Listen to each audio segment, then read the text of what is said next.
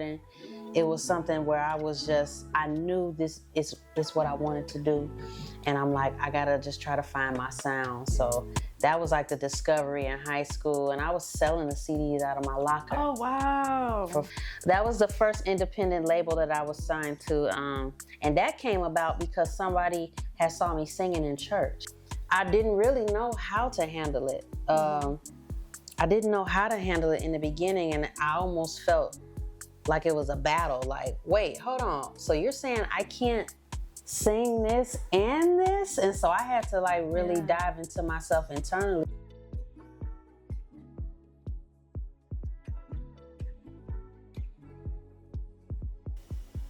Hi guys, it's Melly Starz here with another episode of Melly's Couch, and today we have a very special guest per usual. We have Treasur Nicole. What's up, Melly? What's up? I'm finally here, sitting on the couch here. I know.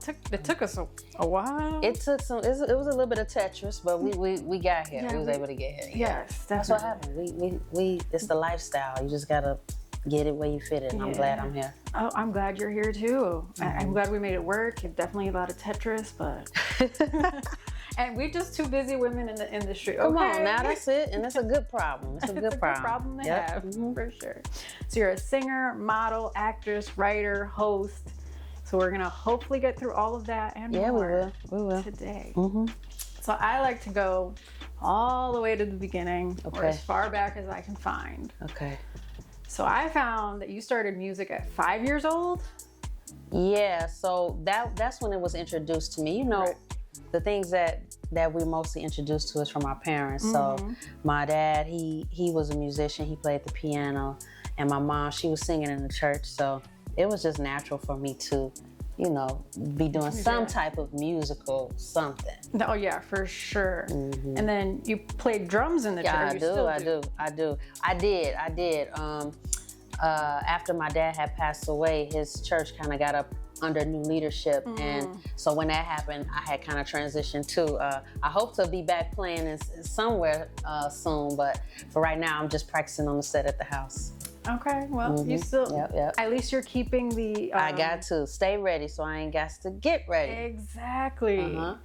So, before you were Treasur, I mean, you've always been Treasur. I was born there. I didn't even know you were born Treasur. What's my name? Oh, that's my name. Y'all take that? Okay. Great job. But you also went by T-Baby and Treasur Baby. Wow. I don't know where. Yeah, that was like... Yeah, I remember my email. That had to be like... Man, that was a while ago. That was in my teens in high school when I came out with the X Marks the Spot mixtape.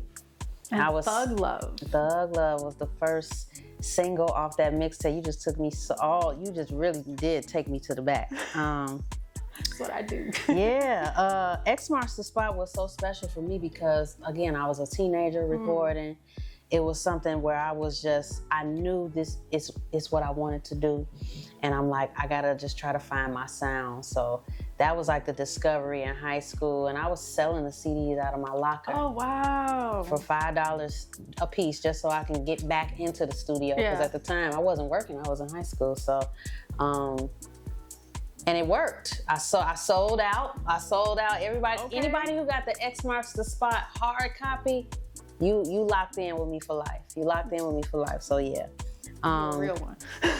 That was just the birth of me recording in the studio. And you know, I'm still doing that now, recording my current album that I'm working on.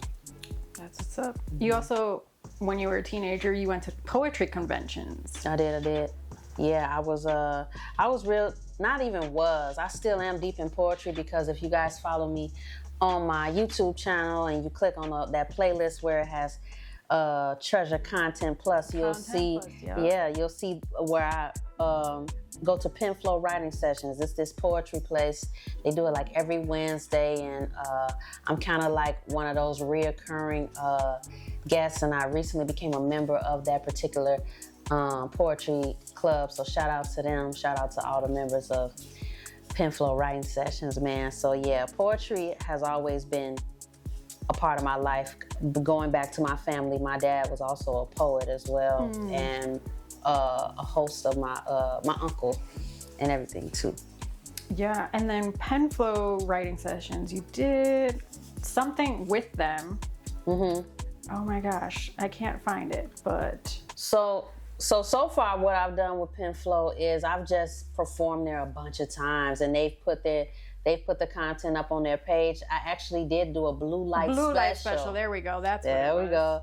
Shout out to A-Way. I did the blue light special, and what that is when you come to the poetry set, there's a thing where if you get up there and you say something that really resonates, or you hear something that you can relate to, you say blue light.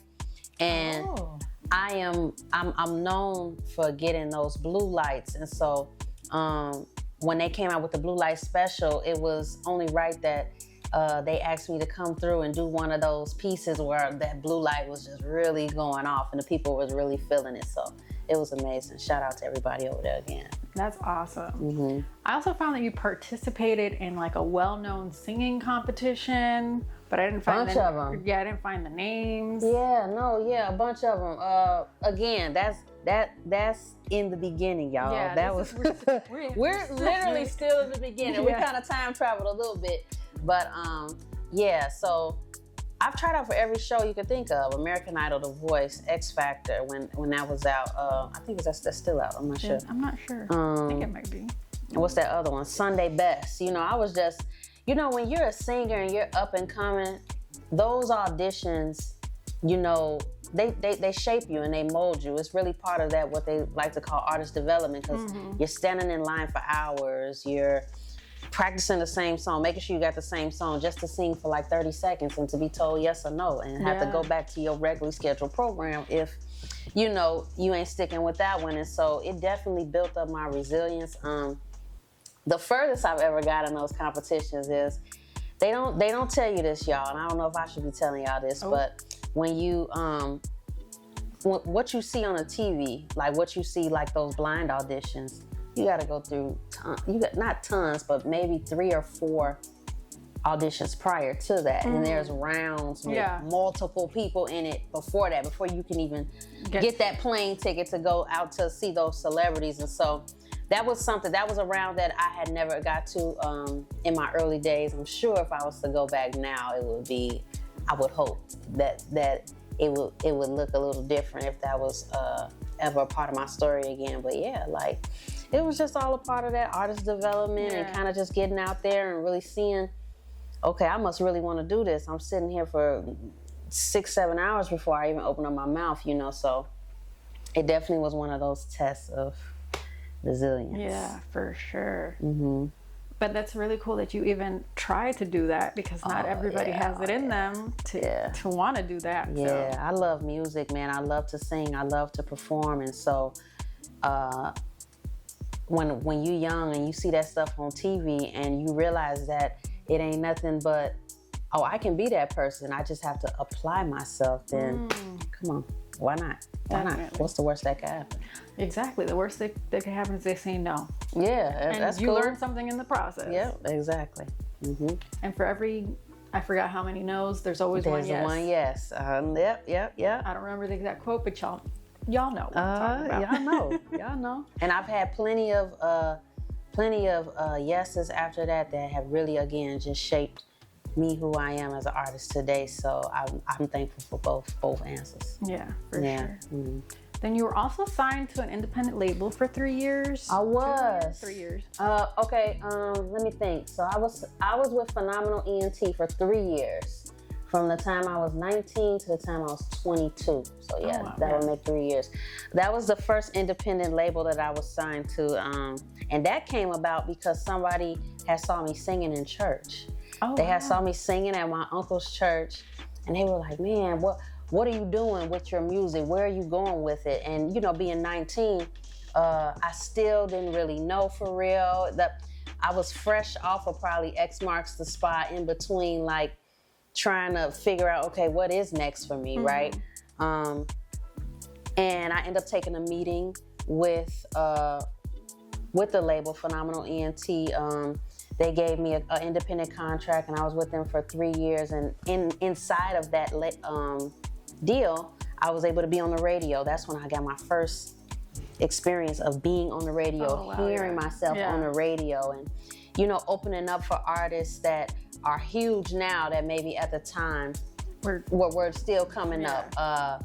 So that particular situation taught me, because those were the nights where I was sleeping in the studio. You know, I was performing at the South by Southwest. That's when I was really getting down in that, in the grind of things. And it just, again, it taught me how to work with other people. I was the only female signed to that label, so you can imagine the challenges that came along with that.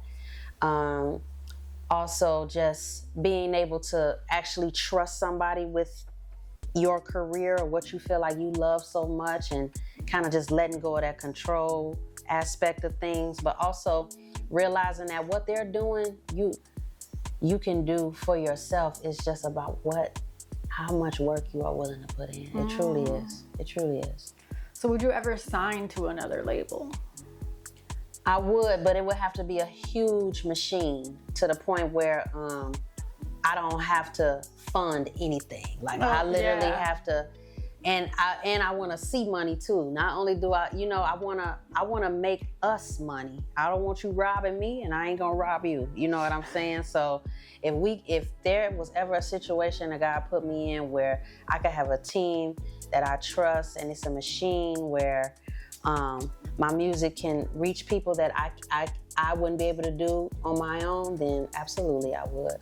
So whatever's for me, I'll do it. Definitely. So speaking of music, we're gonna get into it. But I only had your SoundCloud. I know. Because being an independent artist, and that's why I don't never get on these podcasts or interviews and say don't sign, because I don't believe that. Do what's best for you, right? But currently I am moving all of my music to distributing platforms. Now some of it has already landed. A lot of my singles have already landed, like Earn It and Prove It. Recently, Earn It, Prove It, Fire, things like that. And you guys will see that when you go on my social medias and you follow me after this interview. But yes, on my SoundCloud for right now, and my YouTube, where you can actively listen to my music, you have the mixtapes. You have my mix. That's like my mixtape hub. You got the Purple Pain series. Oh yeah. You got Foreplay. Yep. The X-Files is on there too. X-Files is on there. But X-Files, guys, good news about that is we condensed that into 5 records. That's going to be released as an EP. Because it was 8. Exactly. Well, actually, it was, technically X-Files was 14 songs, but I only had 8 of them public, because the other ones is the ones that I had selected for the EP. So I had kind of put those on private, because I want people to be directed towards those distributing platforms. But yes, guys, like there's so many things that go on with these distributing platforms too. You know, I hear so many times, I had to switch, or that one wasn't for me. Luckily, when you're independent and you're not locked into something, if you don't like where your music is stationed at, you have the chance to move it. But it does take time. It takes those 30 days for them to review it, submit it. You may have to resubmit it depending on, their standards. And so it's all part of the game. But you guys will definitely be able to get my music wherever you're active by, what's this? What day? I hate to say the date on interviews. I hate to say dates on interviews. Let's just say in this season, you all will have all of my music, everything that you need to get into them with me. Yeah, this summer. Exactly. Because it's pretty much summer. This season. That's why I said this season. Tis the season. Yes. So we're going to go over some of the stuff on SoundCloud. I mean, we mentioned it, but, I like to go in depth a little bit. Let's do it. So the first song that I found on SoundCloud was Come Over with Cello.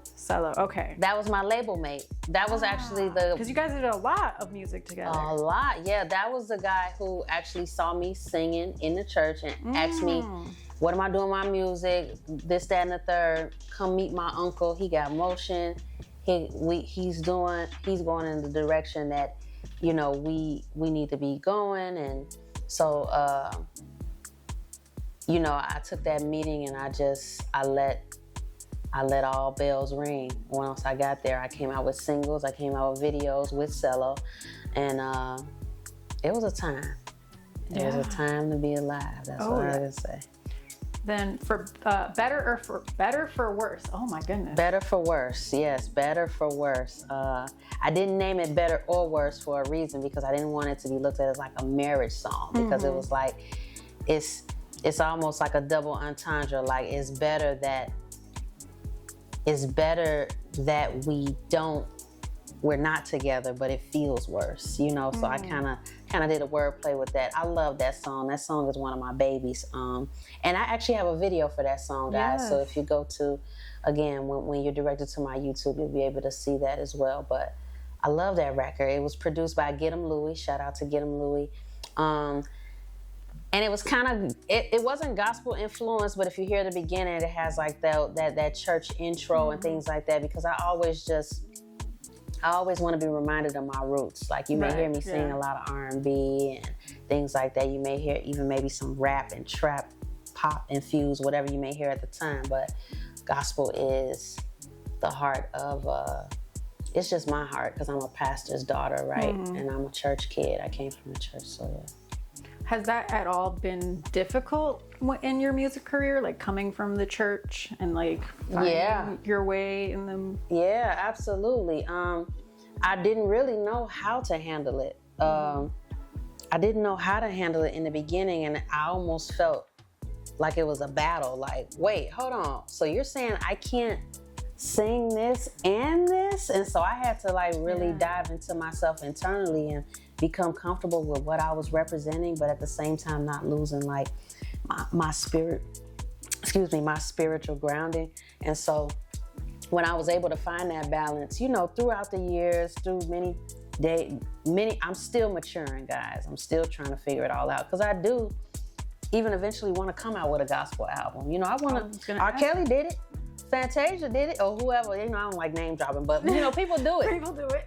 People do it. And so I will too. So that's one of my goals too. So yeah, it's all good. If I didn't have my gospel roots, I would not have survived my secular journey. There's no way I would have survived it, because it gave me the mental strength to go through some of the challenges that us as female and artists, especially coming up, especially all the other variables go through. Yeah. I get a lot of female artists, and we have unique challenges in the industry. Yeah. And you know, it's nothing new, right? Because we heard about it before we got here. We heard that it was gonna be like this, but when you in it, it's just so different. Because it's you now. Because it's exactly like you hear all the stories, but you don't want to put that on yourself. And then when you experience it, you're like, oh wait, this is for real. Like this is actually happening. Yeah.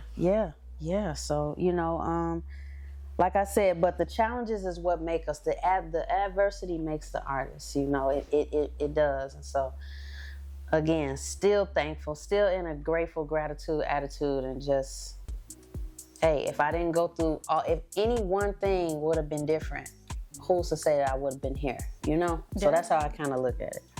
I agree. I say everything happens for a reason, and that's what makes us us. Exactly. If anything was different, then we would be different. Exactly. Yeah. All right, so let's move on to Games featuring Neil Gang. Yeah, Neil Gang. Shout out to Neil Gang. Another one of my. He wasn't signed to the label, but he was a very close partner of the label at the time, and so me and him also did make a couple of records together. And when I was able to share his fan base is when our fan bases were combined. That's when we were able to do different kind of shows and things like that. And so there's been many times when we made different appearances and kind of just shown people our likeness together, so that it's like, okay, now we know how, like, if we help each other in this, we can get so much further than you go your way, I go mine. Yeah. So yeah. And I have a bar from it.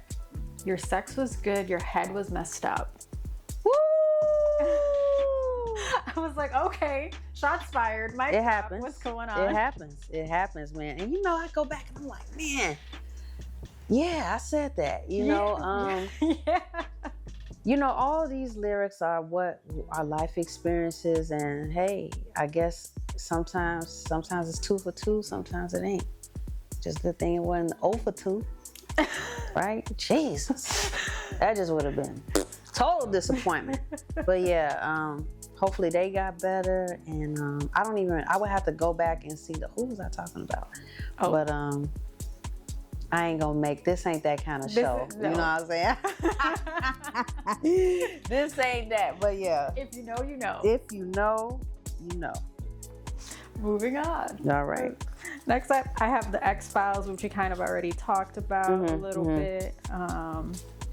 After that was Inside Out. Last Call. You had a music video for that one. Oh yeah, Last Call is another one of those. That's like my baby. That's like Next to Better or Worse. That's like a song that is very important to me because it was a song where in the video I showcased the toxic relationship of my own parents, and then I usually keep my personal life and my family life very separate from even my lyrics. Usually in my lyrics I'm literally only talking about a romantic or situation or even maybe a friendship, but in that particular song, I spoke about the passing of my brother. You know, I spoke about just a whole lot of things that you wouldn't know unless you either did listen to that song or you know me personally. Yeah. So it was just one of those songs. So I absolutely love that record. And that record, guys, is actually actively right now on distributing platforms if you haven't heard it. So yeah, it's on SoundCloud. You can listen to it for free, but if you want to support, yes, you can go stream. Okay, so that's how we doing it. That's how we support. Or subscribe. Do something. Exactly. I got you. You got me. Exactly. That's it. Mm-hmm. Next up, we have Can We? Classic. Yes, this one was the music video was so I love the storyline. Yeah, the music video was some, you know what? That was truly just a day to remember. That was actually my whole family was involved in that music video.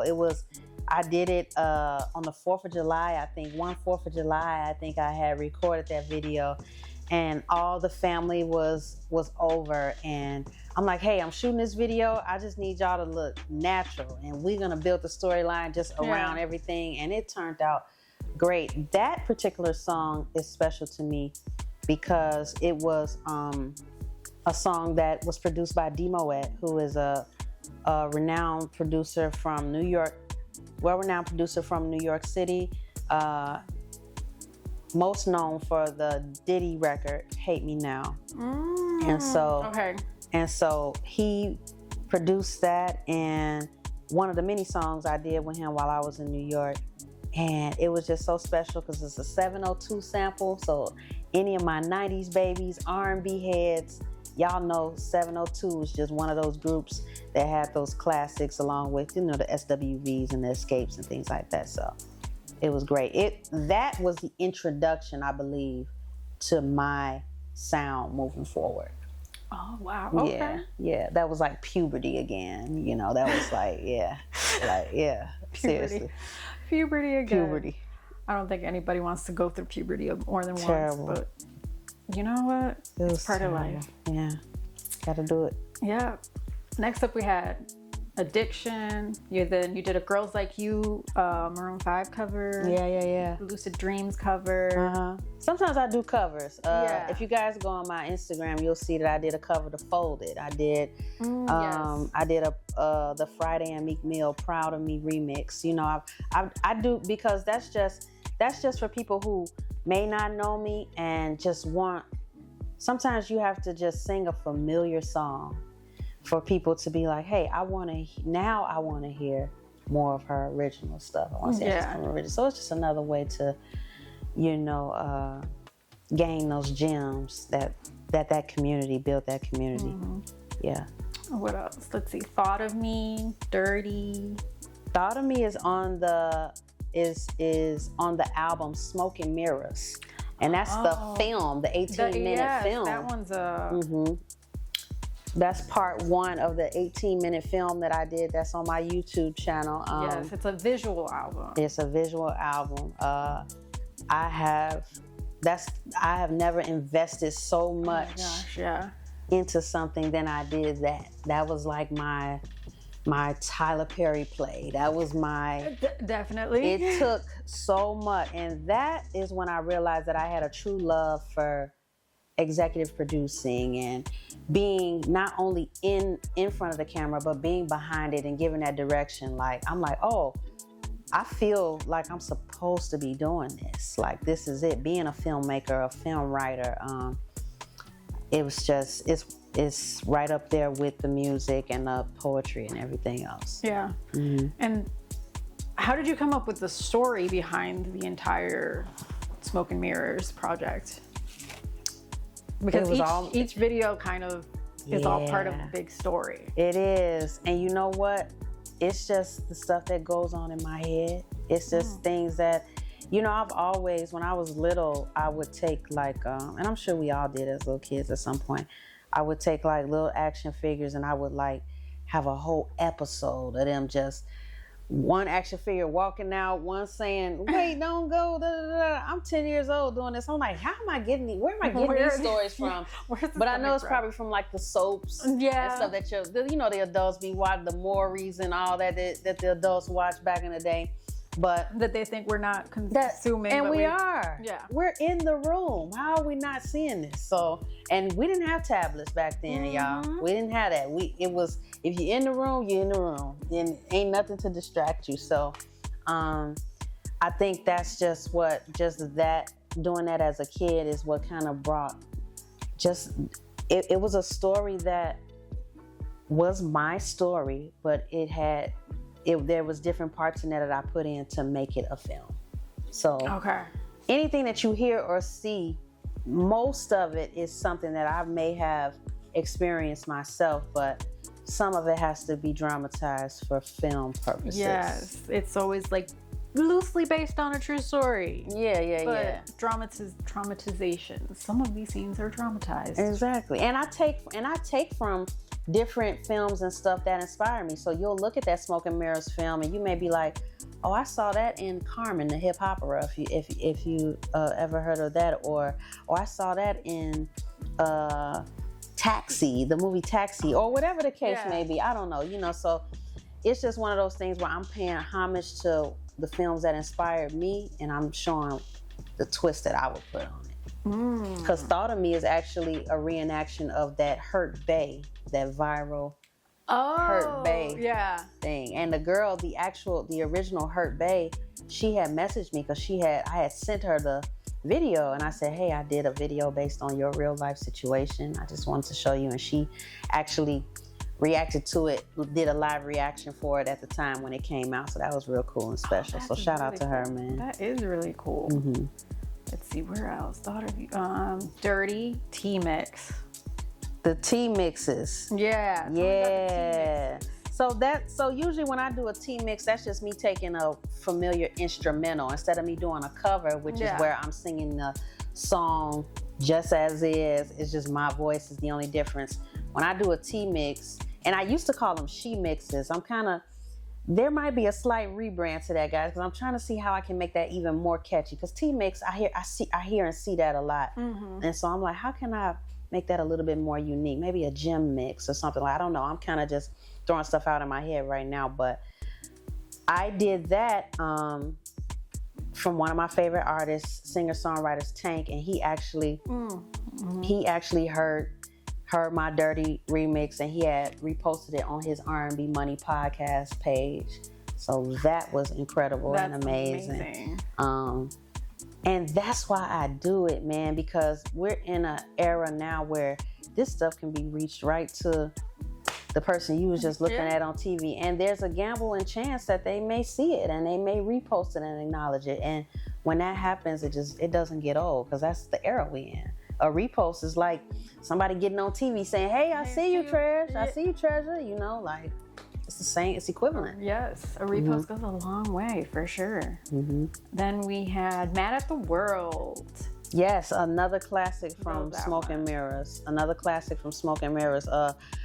I think I'm actually going to do a remix for Mad at the World, because I had a live band play that at one of my mini rehearsals, because even when I don't have any shows or nothing come up, I rehearse. Yes. I rehearse, man. I rehearse my music. I rehearse other people's music.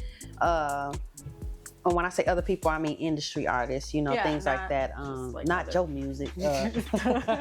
But yeah, and so in the midst of me rehearsing, I heard that live, and I'm like, man, we need to do like a live performance remix to this or something. This shit sounds incredible. So, so many great things. Again, with Smoke and Mirrors, that was part 2 of Smoke and Mirrors, and I actually shot that video inside of my dad's church. Oh yes, yes. And I had really had a little bit of challenge with that, but we got through it. You know. Again, it's that balance. Like, oh, you trying to do an R&B video in a church? You know, your battles. You know, nothing too crazy. Yeah. Then let's move on. We have All Over the Place.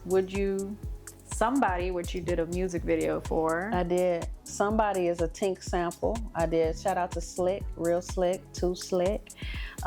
He made that beat. Somebody is, well, I didn't grow up on Tink. I grew up on Destiny's Child and all of that, TLC, all that. But yeah. Tink was one of those people that I heard all throughout my high school era, as far as R&B is concerned. And so when I did a sample for her, that made me feel kind of like how when I did the sample for 702, kind of just paying that homage to people who influenced me and saying, hey, watch this, watch how I do this, you know. So that was a very special video. Shout out to Bree and Eli, who were the main stars in that video. Shout out to them. Yeah, because that was a little bit of a spice. It was still steamy. A little bit of spice there. Yeah. It's R&B. Exactly. It's R&B. Yeah. Then next up we had Foreplay, which we kind of mentioned earlier. We did. Foreplay is it's just that. It's just that, guys. It's just that. It's just that. And it has those what I call not covers, but again renditions of your some of your favorite songs in that era. That was the Money Long era, I believe, because I did an Hours and Hours remix. So yeah, real dope. Okay. Now we're going to go to more recent stuff. This is like 2025, 2026. Okay, sounds good. If my calculations are correct. Yeah, I got you. Jump, yeah. Jump is on Purple Pain too. Jump and Sensational. Yeah. They're on, and I'm so glad, you know, everything happens for a reason. Usually when I do different interviews, we always talk about those what they call those big records like that. But I like that we're going back to that mixtape era because these are the things that happens in between these albums. Like, you know, it's those moments where you're like, okay, it's like a compass. Your mixtape is like a compass to where your album's gonna go. So I think when I did Jump and Sensational, it was just me having fun. Those are both two fun, braggadocious kind of records. Something that both men and women can kind of rock with. So I kind of just tapped in real quick on that. Then How Does It Feel remix? How Does It Feel? I also did a video to that. Yes. I did a video to that. Shout out to Black Tie. I've been working with him for so long. How Does It Feel and Residuals. Yep, that was next up. And I actually did a studio video for Residuals that's on my Instagram. So Purple Pain 3 got a lot of great feedback. And I started the Purple Pain series actually after I watched Purple Rain by Prince, who is one of my favorite people ever on the planet. And I'm like, that movie inspired me so much. I'm like, wow. And I remember just diving into music after I watched that movie, and I said, what can I call mine? Yeah. And I said Purple Pain. And I called it Purple Pain because purple stands for just the obstacles with both man and woman, right? Blue and red, or blue and pink. You mix that and make purple, whatever. I don't know I haven't painted in a while, but I think it's blue and red. Yeah, they know. And in the pain, you know, R&B is love, sex, and pain. So it's just a third a third of the genre, a third of the ingredients, a third of the recipe of the genre. So Yeah, that's definitely. how we do it. Mm-hmm. And then the most recent track, 522. 522, another mic drop content, IG content release that I had did with Black Tie. It's the Point of View. 522 was actually a song that I had wrote in 2023. It's a song that I wrote in 2023, and I actually shot a video for this, an official video for this record. But it, again, artist challenges, it got lost in the sauce with all kinds of different obstacles, and so it never was released. Oh, no. But when I came back to it, it almost felt like this is how it was supposed to be dropped in the first place. Just real quick, real like straight to the point, like, hey, yeah, I sing, yeah, I write, but I can rap too. And it's part of my persona, just with the poetry mixing with the melodic singing and things like that. So it's just another layer of myself that I plan on really showcasing more, because I feel like I get more off. I don't know, when I'm rapping. It's just a more big release for me, but I love it. I love it. I just love music. It just goes back to me just loving music. So that's all the music that I found on SoundCloud. That's it. Drop the mic. A lot more will be on streaming very soon, if it isn't already. It's already here. It's already there. It's already so there. Go check it out. Go check it, please. I do have a couple of miscellaneous things. These are just kind of music videos and things like that. Yeah. Treasure Island. Yeah, so that was a song that I did with Houston native Sunny D. We actually did a mixtape in 2019 called Cut the Distance.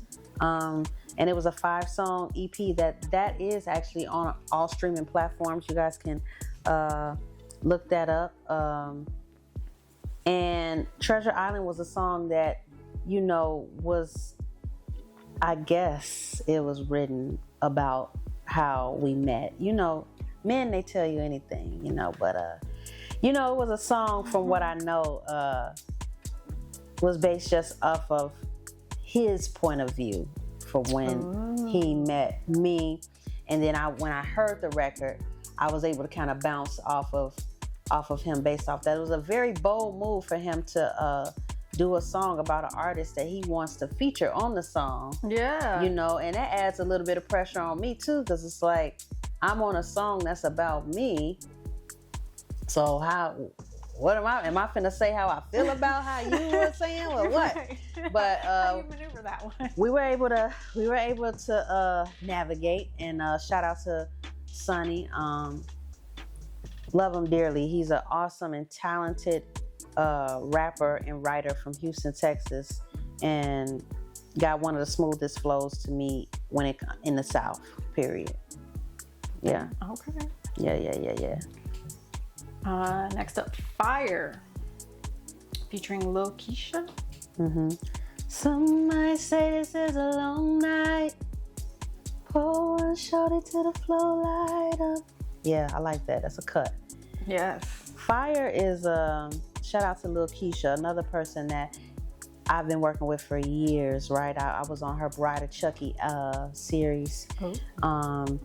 And that's streaming on all platforms. I have a couple features on her records as well. We just been working together for a while. She's a rapper from Chicago, and it's just one of those situations, one of those relationships where even though you may click with somebody so hard in the music that you may not even really talk to every day. On some friend stuff or whatever the case may be, but once you get in that studio, it's undeniable, and that's one of those situations when it comes to me and location. Okay. And what else we got? Drop It, featuring Jay Benji. You were like Jay in a Benji. Room. And there's a BTS vlog too. It where I fell and bust my ass. That's what y'all really want to see. I actually fell twice at that video. I'm like, what was I drinking?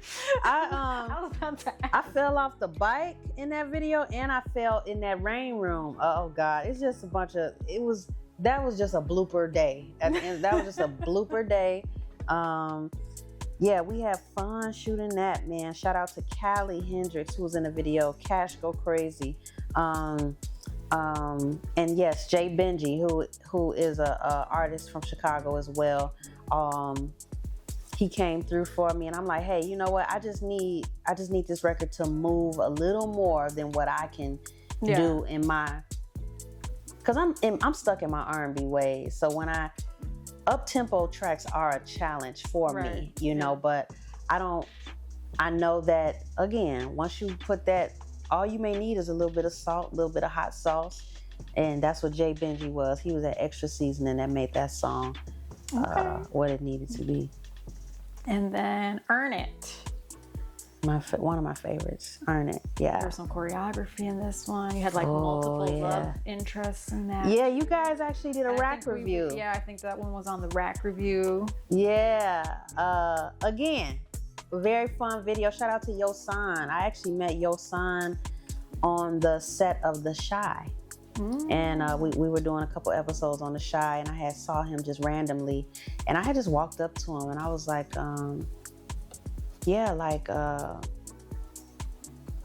shooting a video, and I want you to be in it. Yeah. You know, and he was like, you know, when you walk up to people, just walking up to them, but I knew in that climate, I had to be that forward. Yeah. Because there's so much going on. Yeah. It's so many people. I don't know how many people have came up to him before I came. It was at like the end of the night. Everybody tired. I'm like, look, that's cool and everything, but I love your look. I want you in my video. And so I think that confidence is what he was like, okay, like that. And then we kind of went back and forth, and we created a crazy connection. I found out he was on the Bad Girls Club, and I found out he was doing so much more than I had even known. Because usually you kind of judge if you want to work with somebody based off what you see on their social medias and things. But we kind of got into our relationship backwards, where he didn't know what I had going on. I didn't know what he had going on. But that energy felt like we both knew something. Somebody was doing something, and we were both right. And so shout out to Yosan and Bria. She was the choreographer for that video, but she was also one of the love interests in the video. Oh, okay. And Kiana as well. She's a dancer. She was also a love interest in the video as well. So all three of them came and made the story come to life, and I appreciate that. We might have, I don't know, because I see in my mind where I want to take my music videos and make them like scripted episodes. Oh, you know, and kind of make it like a show. Like that's a new idea that I've been kind of thinking about, going back and listening to my music. And I'm like, man, this is TV. This is good TV. It is good TV. Hey, I don't know. I mean, you already kind of did it with Smoke and Mirrors, you know, that was like your little taste of it. So exactly. You can definitely do it on a grander scale. That's what I'm thinking. I also found For the Love of Dig's documentary soundtrack. You were on that, or I was. So again, that was some New York shit. Because when I got in New York, I worked. I made a lot of connections. Shout out to Tanya Grady. She's a filmmaker from New York, and she had heard my music, and she had grown a liking to it, and she was like, "Hey, I want you to write a intro song for a documentary that I'm coming out with at the." It was an independent film, so it was a private screening, and it had performances and things like that. Very, very nice event, red carpet and all. It was great. But it was something that, you know, I just kind of did the theme song for, and that's another one of my passions too, to create commercials and theme songs and, you know, just short songs where it's not taking me years to put something out. It's something that can be done and can be executed right then and there. So yeah, absolutely. I love that. Then you also did the Blood of the Chi Cypher? I did. And I also was on the, shout out to Squad and Shaka Berry. Those are the two creators of what is the Blood of the Chi, which is just a collective group of artists that come together and from Chicago, and they do music together. And so we did a cypher and that was kind of promo to the album that's streaming on all platforms. It's called The Blood of the Shy. It's under Shaka Berry, because she was the main artist on there. I'm featured on 2 records on that project.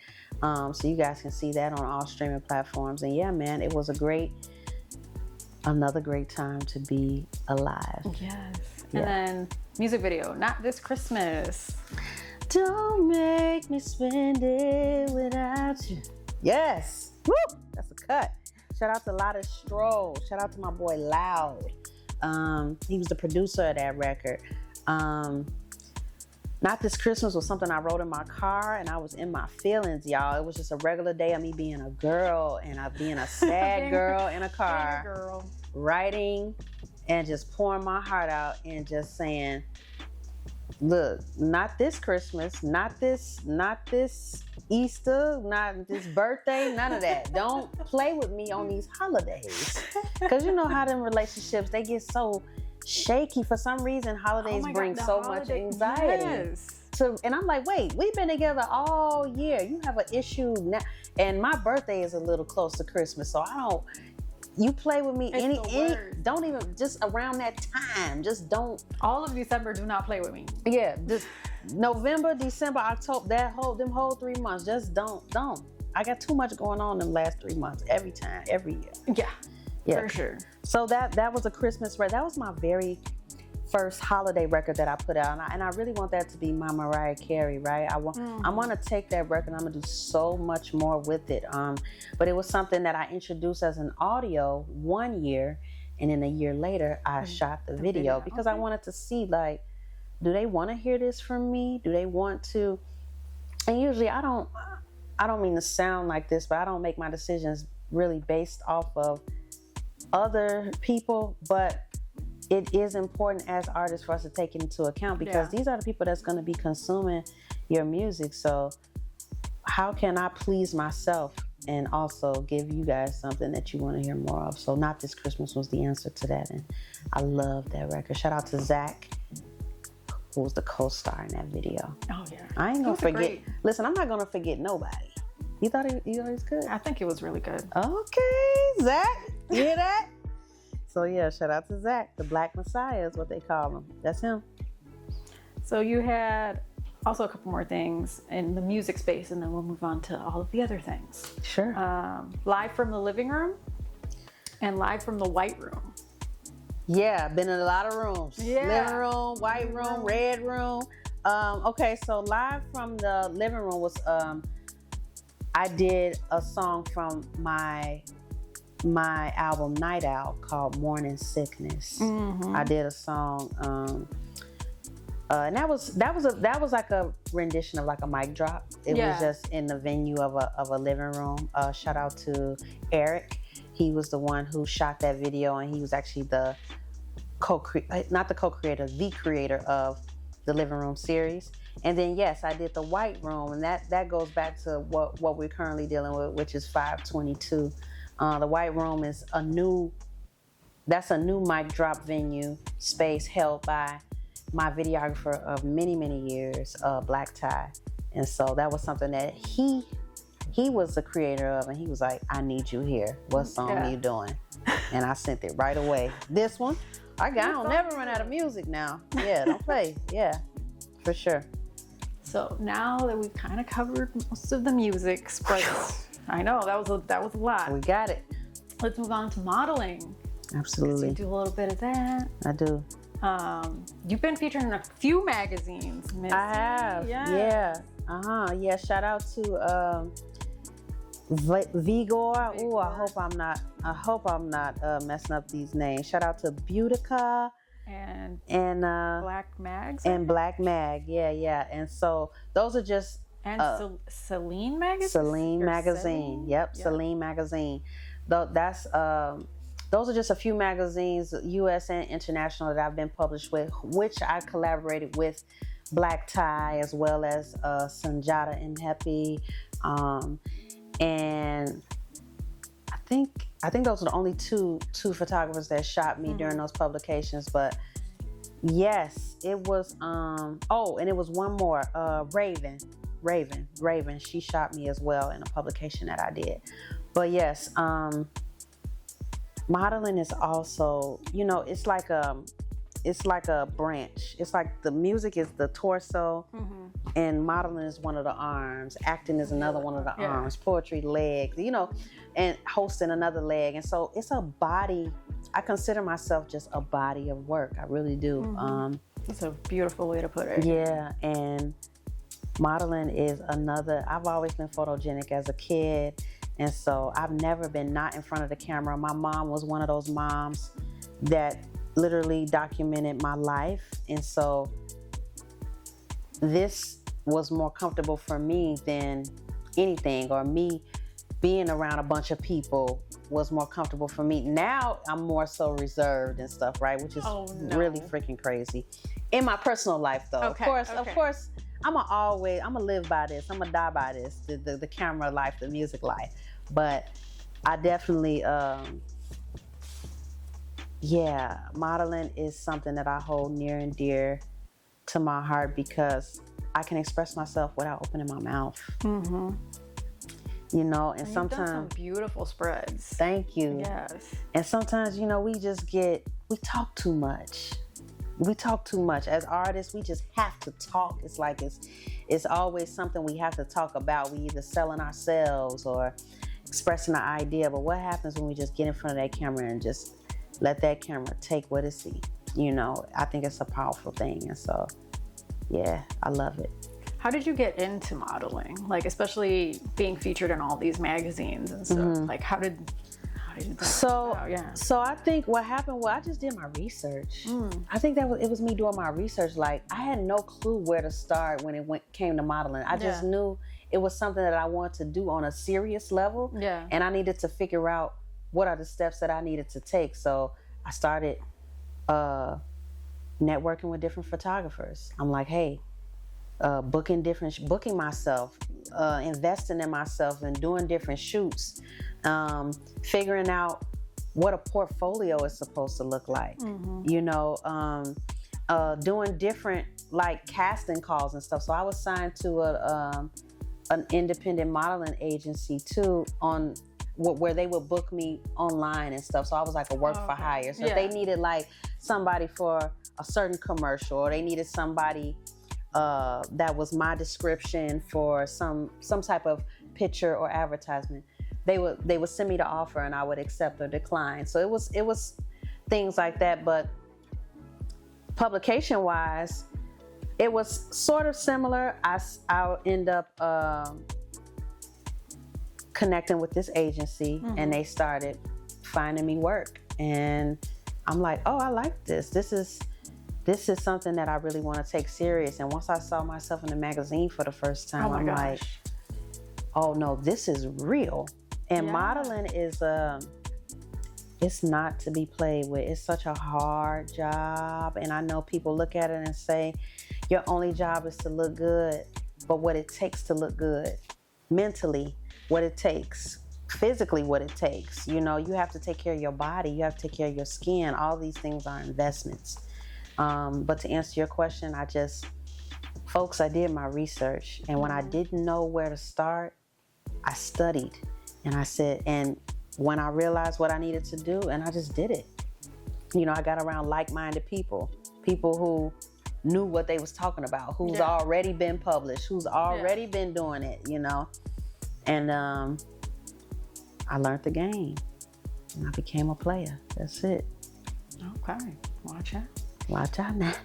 And then acting is another thing that you do. You've been another leg. You've been on Power and The Chi. I have, and I'll be on The Chi season 8 this fall. I'll be on The Chi. I'm not sure what episode yet. They kind of keep that from me till it's time. Yeah, to edit everything. Yeah. So it's like, oh yeah, you're gonna be on this one. Oh, okay, cool. And so I'll be on The Chi season 8 this fall. But again, such a hard job. Just as far as now acting.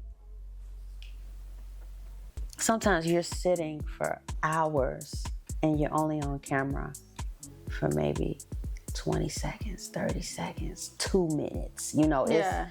it's such a thing that if you don't love what you do, you're gonna hate it. If you don't love it, you will hate it. Yeah. And I think I knew that I loved that. I didn't even have to see myself on it. This was even before I saw myself on the TV. I just loved the dedication it took. Like, even if I didn't have any lines, the fact that I had to look a certain way 100 times and look the same way, or give the same expression, or have to play like I'm talking. Like, that's an art. Like, that's such an underrated art. Like, people just don't understand. So, but when I got around those people who you see, who you were just watching on the couch, and I meet Joseph Sikora, who is Tommy from Power, or I talk to these Terrence Howards and these Tarajis, you know, that's because I was in Empire too. Okay. Ooh, that's a super throwback. Yeah. You know, you just like, wow, these people aren't the only distance between those people and us is the work. That's it. It's just the work. And I'm definitely making it sound easy. It's not easy. I'm making this shit sound easy. It's not, okay? Because, you know, if it was, we'd all be there. But I love acting. I love it. And I acted in the film on Smoke and Mirrors. Well, yes. That was a lot of acting. Oh my God. And it was so not draining in a bad way, but it takes acting.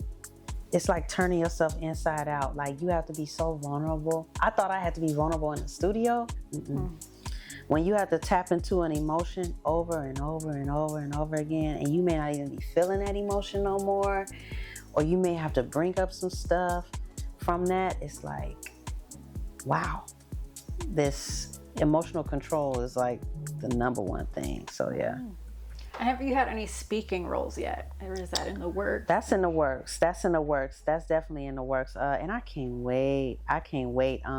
Because now I've been doing background acting for a number of years, and I think I'm so ready now to just get in front of that camera and be like, hey, learn this script, read this script, memorize this. But I've been in multiple plays in theaters and things like that, so it wouldn't be my first time speaking or acting as if I'm not myself. But I can't wait. I can just see it so clear. I can't wait to do it. I can't wait to see it. Yeah. That's exciting. Yeah, definitely. So now another one. Woo!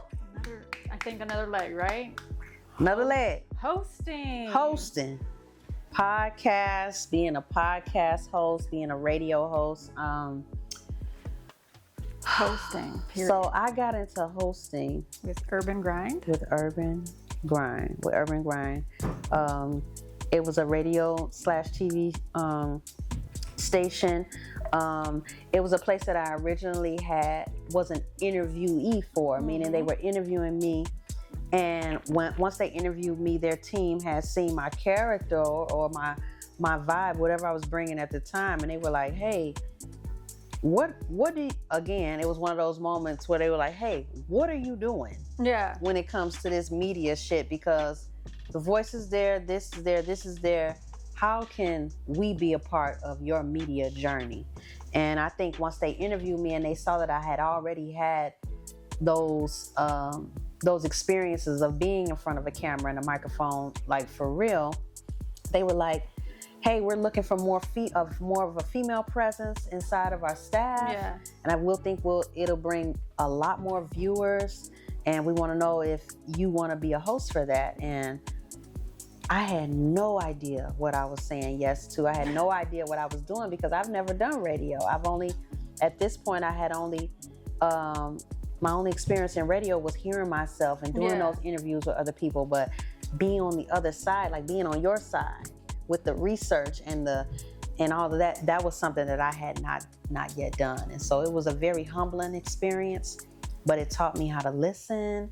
It taught me what to ask. Mm-hmm. It taught me what body language, how important that is. Oh yeah. And it just was one of those things where you have to worry about more than just you. So if you show up, you also have to worry about the people around you, because they're who make your show. It's not just about me anymore. Yeah. Like, if I don't show up at the studio, then I just won't sing. But if I'm in a group and 3 people don't show up, then what? It's like, okay. And so it taught me teamwork. And when I left Urban Grind after 2.5 years, and I'm gonna rewind just a little bit, because inside of Urban Grind, I created my own show. Yes, called Girl Talk.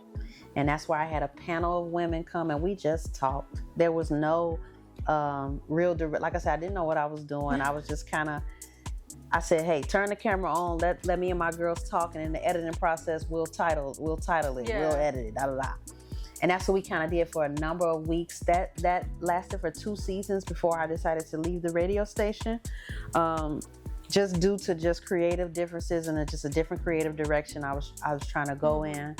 And that's when I met Mo.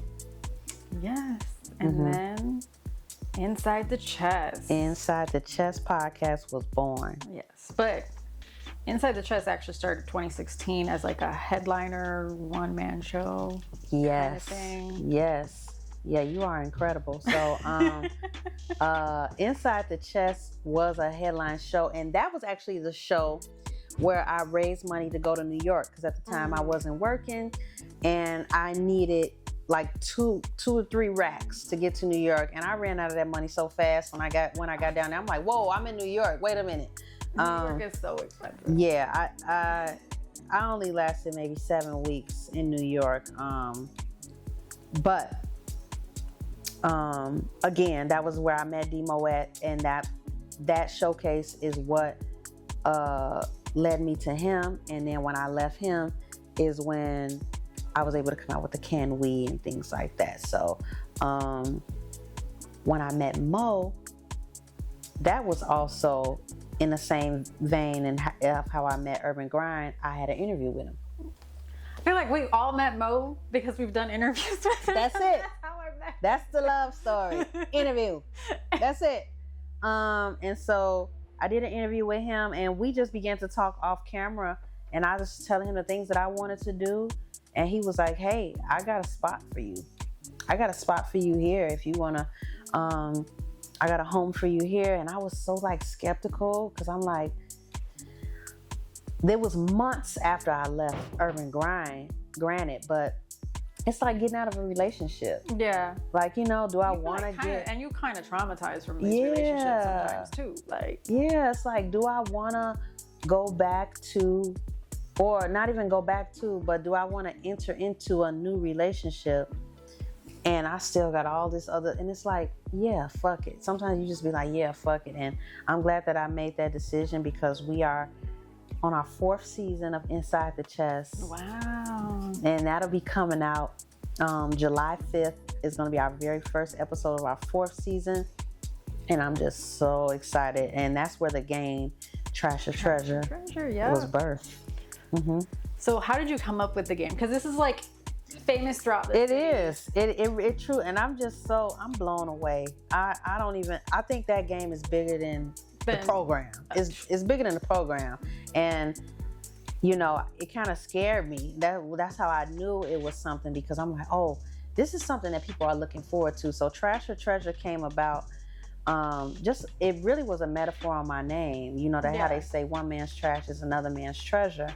And it was really an icebreaker originally for the people that came in. I just kind of want to break the ice. It's always at the beginning of my episodes, but now it's at the end because it's such an anticipated segment.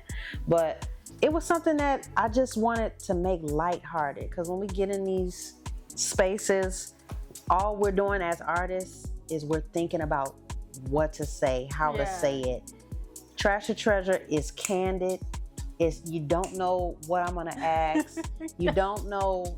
And then at the end, you get a keychain, you get a t-shirt, you get whatever you get, right? But it's a fun game, and it kind of takes not the celebrity, but it takes whatever impression you had of me, it takes that off of me as well, because I'm in it with you. I'm playing the game with you. And so it's awesome. It's something that like I said, it's bigger than me at this point. It really is. Truly is. And speaking of Treasur, you've like performed, or I don't know how you, not performed it, but like played it, right? Played it live. Played with a it live live. audience. Okay, Yeah. Which is my favorite thing to do, because they just so, man, when you can feel that energy from a live audience, you know, like when we do these episodes, we're kind of talking to ourselves a little bit. Yeah, a little bit. You know, and it's like, it's like when you have to like pause. I remember one episode I was doing, and I played Treasur with like whoever was viewing, and I had to like stop just in case they was like answering the question. And then I came back and I said, if somebody walked in here right now, they would think I was a crazy person. But it's one of those things where like it's such an interactive game. It's such a game where anybody could play, like all ages. I want to at some point have it to be like a board game. Oh, that would be so fun. Right? And it's a game that you could play and have drinks with your friends and things like that. But again, that'll have to be something that I have to research, just as I had to do modeling and kind of figure out, okay, how do I form this? How do I get this going? So yeah. That would be so fun. I think so. So the other thing that's unique with Inside the Chest is you use R&B song titles as like episode titles. I do. Yeah. And I do that just because all roads lead back to music. Mm-hmm. Even whatever you see me doing, if I'm doing some modeling, most likely it's a concept of a music video I'm finna try to put out, or a song. If you see me doing some acting, it may be something where, that's more just independent on its own. But my point is, everything ties into each other. I'm a student of my craft. I'm a student of my genre. So when the guest comes and I do my research on them, I kind of just base the title off of whatever research I did. Like, if I'm interviewing Mac Daddy Brenda, who I'm gonna interview you. We've been trying to get an interview going for a minute. I'm gonna name our episode "Return of the Mac." Makes sense. You know what I'm saying? Yeah. It's an R&B song. Da da da da da. Or if I'm doing an interview that I did with R&B singer Johnny Dimitri, and I know that she's into soul, and I know that she's into music, I'm gonna name it "The Way Love Goes," because she sings about love. Yeah. Things like. So it's really based off of however the artist is coming. I kind of just correlate titles with their art. Yeah. You kind of do it that way. And then I think you initially started by yourself, right? I did. And afterwards you incorporated. Because I was so nervous, man. I didn't even know how that podcast was gonna go. A lot of my situations, I kind of just go into it just full of just anxiety and just questions, all kind of stuff. But I just do it. And I learned from my mistakes. It's just really trial and error. And so, yeah, I started off by myself, talking to myself pretty much. And then I started bringing guests, and I'm like, okay, well, this fills the show out a little more, because they're not only dealing with my personality, but how my personality deals with the other person. And so I may not even show certain sides of myself when I'm talking by myself. But you get an outrageous person sitting next to me, you may get some different stuff. Yeah. So I was glad to be able to show that part of me through my podcast. I feel like it humanized me. I feel like I was kind of in a space where I was just putting out music, and I realized people weren't relating to it because they didn't know me enough. They didn't really have like a connection with me. So the podcast was also to build relationships with my already musical audience, so they know who I am behind the pen, you know?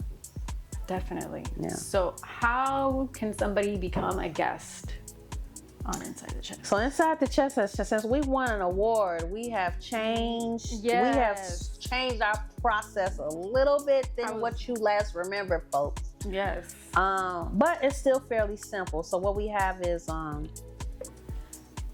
what happens is you go on my Instagram page and you still DM me next guest. Now it's not me that you're speaking to is people from my team. It's an automated message, guys, but it is legit, I promise you. And it's something that I can see as well. Even though it's not me responding, it's something that I can see the moment that you do it. So what happens is you DM the Instagram Inside the Chest Podcast next guest. You'll get an automated text with directions on how to be a guest and what comes with being a guest. You get a 50-minute episode. You get a commercial ad. You get 3 social media posts.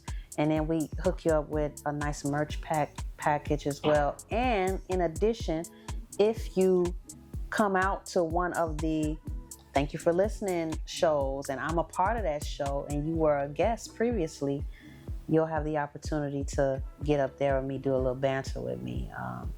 So that's a full. That's a pretty good package, but yeah. It is an investment. Mm-hmm. So artists now, you know, I hate to say the price went up because it wasn't no price at first, but now it is, folks. It is, because none of this stuff that we do, Melly, is free. None of it. And usually we don't walk away with anything. And even when you guys do invest into your craft, it goes right back into the original craft, which is the podcast. So a lot of people be kind of weary because they like, oh, well, where's my money going? Well, your money is going to, we tell you exactly where your money is going. It's going towards the episode, towards the commercial, towards the promotion, everything that you do. And it's affordable, guys. And you'll be able to see it again. It's an automated message that's sent to you. And then we send you dates. The moment that you process your payment, we send you dates, and you handpick it, and I'm there. I'm there when you get there. So it's one of those things that I'm just blessed that I'm able to even be able to put a price on. Yeah. That's incredible to me, because that means that somebody else saw value in it, not just me, to where it's like, yeah, no, you need to put something on this so that you can constantly do it. You know, so there you go, folks. That's how you get on Inside the Chest. DM next guest. It's real simple, and then those instructions will come to you after that. And if you're willing to move forward, I got you. The team got you. It's an award-winning podcast. It's an award-winning podcast. Come on, y'all. Speaking of awards, you've been nominated. I have. For other stuff, Best Poet, Best Model. Yeah, amazing, man. And I love those nominations. Are so unique to me because they're picked not from gatekeepers. This is the city calling you this. This is how the city sees you, and so it's beautiful to put out work, and for that work to be looked back at you and saying, hey, I think you're the best at that. You the best at that, you know. And yeah, we're in the era of validation. Even though I don't look for validation, my validation comes from within, spiritually, right? And that's why I thank God every day for my gospel foundation. Because again, I say, even with this social media era, I don't know if I could have handled a lot of the different stuff coming from social media if I didn't have that. Social media is the streets. Geez, social media. It's the streets. It's rough. And if you don't have tough skin or a strong mind, yeah, you in for a treat. But hey, I like to be called the best because I believe that I am. I do. Definitely. And so it's nice. So we've made it to the end. We've covered all of the things. Have we? Yeah, we have. I think we covered everything. Yeah, we did. Legs, arms, torso, yeah. Was there anything I missed? Anything you wanted to talk about? Anything? You are one of the best people I've ever sat down with as far as when it comes to researching things. It just shows me that this is probably one of the best podcasts in the city. Melly's Couch, and I'll do a drop for you on that, whatever you need from me. I just appreciate the interest and allowing me to be here because I heard that it's 6 months to a year on the wait list. So I'm just grateful that I'm able to just, skip the line a little bit. So I appreciate that. And, I'm going to just keep working so that I can still continue to be granted privileges and be able to reach different audiences like yours. Yeah, for sure. Yeah. So this is the part where you get to showcase a little bit of your talent. I'm not sure. You have so many talents. Not sure which one you... Right. Am I posing? Am I doing an acting scene or what? I don't know. Yeah. So, man, y'all, there's so many things I could do, right? But I'm just going to sing a little something. I'm going to sing a little something. One of my favorite songs that you had mentioned, Earn It, that has like a video for it. So, it goes, I'm out of time, I'm out of pocket. If I lean for a kiss, tell me if you would stop it. 'Cause I just had a vision, it was me and you kissing. Tell me, how does it work? In my mind it's a mission to make all my dreams come true. Started with me laying next to you, and then let you knowing what is true, that I love you more than he do. So yeah. Ooh-wee. That was so beautiful. Thank you. Gosh. Thank you. I love that. Thank you. Little mockingbird. Yeah. Yeah. Amazing. Well, thank you. Thank you for coming to the couch. Thank you so much. Oh, amazing. Oh, I love it. I love it. Keychain, do I open this now or what? If you want, or you could open it later. Okay, I'm gonna open it later. I'm gonna read it in the car. Amazing. Yeah. Thank you so much. Thank you for coming. Thank you so on. much. Let everybody know where to follow you, where to find you. Yes. Find the music, all the things. Everything. And you know what, guys? I'm gonna come out. I actually just bought the domain, so I'm getting the website together to where you can just click one place and it's just all, because I understand that everything is all over the place, and that's why we're in a season of just bringing it all together, so that by the end of this season you guys can click one spot and you'll have everything you need. But in the meantime, I want you to follow me at Treasur Nicole. That's TreasurNecole. That's on Facebook, X, Instagram, what's the other one? Snapchat, TikTok. You can find me on all those places with that same name. And on YouTube, youtube.com/@Treasur Nicole, spelled just as is. Yeah, man, it's subscribe, and we're gonna have treasurnicole.net in the fall. Okay. In the fall, because I want to have a few months to really put the website together to the point where it's like you literally flipping through a treasure book. Like, I want that. So that's how we're gonna do that. Putting a website together is a lot of work. Woo! I might just send it to my boy and I'm gonna let him do out here. This is what I want on there. And put it together, please. That's what I did. I drew everything out and I sent it to my graphic designer, and then exactly. Ain't no way in hell I'll be able to figure that out. Did it, and I'm like, all right, this is the website. That's it. This is the site. You got it. Mm-hmm. Yeah. So remember to follow me, Melly Starz, everywhere, mellystars.com. Thank you to the sponsors a lot for providing media production services: AG Designs, who does graphics, video editing, crochet, Ambience Beats, who provides beats for all Melly Starz content. Remember to tune in next time, because you never know who's going to show up to the couch. Never.